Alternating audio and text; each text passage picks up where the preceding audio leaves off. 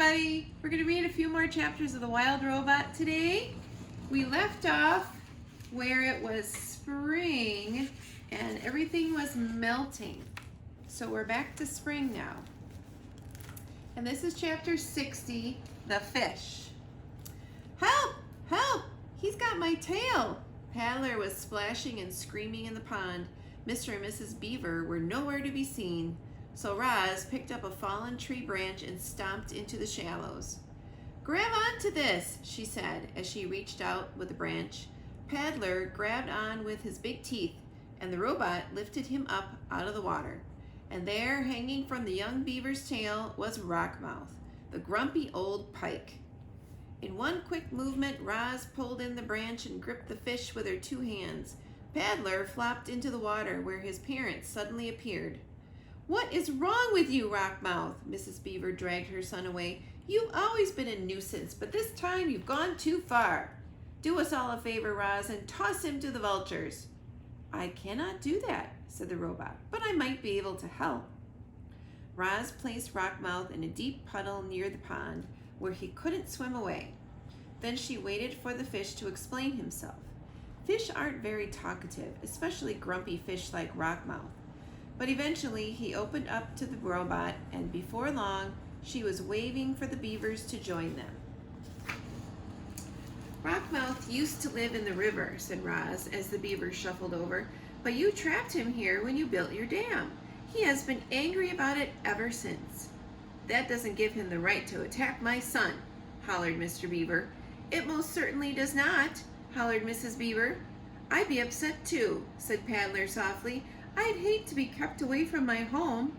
Mr. Rockmouth, you should have said something sooner." The fish looked up from the puddle with a frustrated expression that meant, "I tried, but no one was listening." Well, the situation had to be remedied, and you can guess who rose to the occasion. Roz was determined to get Rockmouth back to his home. After she explored the nearby waterways, it became clear that she would have to carry the pike through the forest and across the great meadow to the nearest bend in the river. "I need a large container," said Roz to the beavers, "something I can fill with water so Rockmouth can breathe while I carry him home. I could make it myself, but I thought you might like to help." It couldn't have been easy to overcome her anger with Rockmouth, but after Mrs. Beaver had a chance to cool off, she finally came around. "I suppose we're partly to blame for this whole situation," she muttered. Then the beavers did the right thing, and together they carved out a wooden barrel for the fish. "Here you go." Mrs. Beaver rolled the barrel over to the puddle where the robot and the fish were waiting. "This should work nicely. Rockmouth, I hope you're happy back in the river."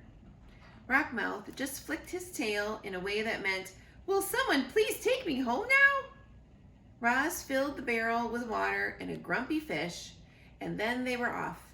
She carried Rockmouth through the forest and across the meadow until she was standing on the riverbank. "Welcome home," said the robot. Then she tipped the barrel and the fish plunked into the river. Rockmouth's face poked above the surface. He flashed a big toothy grin, and then he quickly swam away. Chapter 61, The Robot Stories. The story of how Roz helped Rockmouth spread through the river and across the island, and it was soon followed by other robot stories. There were stories of Roz growing gardens in dry, barren places. There were stories of Roz nursing sick animals back to health. There were stories of Roz creating ropes and wheels and tools for helping her friends, but most of the news stories were about the robot's wildness. You see, Roz had noticed that the wilder she acted, the more the animals liked her.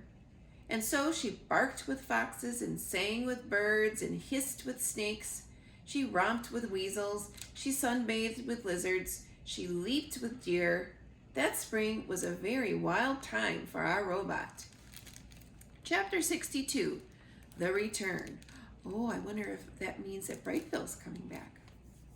It was a quiet afternoon on the pond, but the quiet was gradually being overtaken by sounds not heard around there for many months.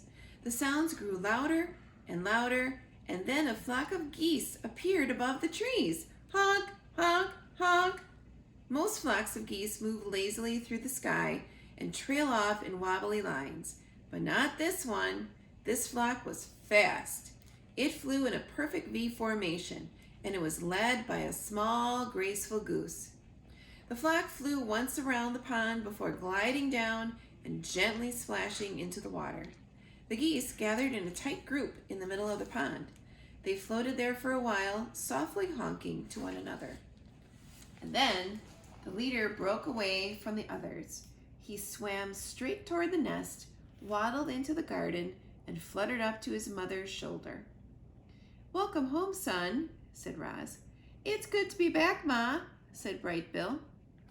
And that's where we are going to end for tonight. Did you notice that he called her Ma and not Mom or Mommy?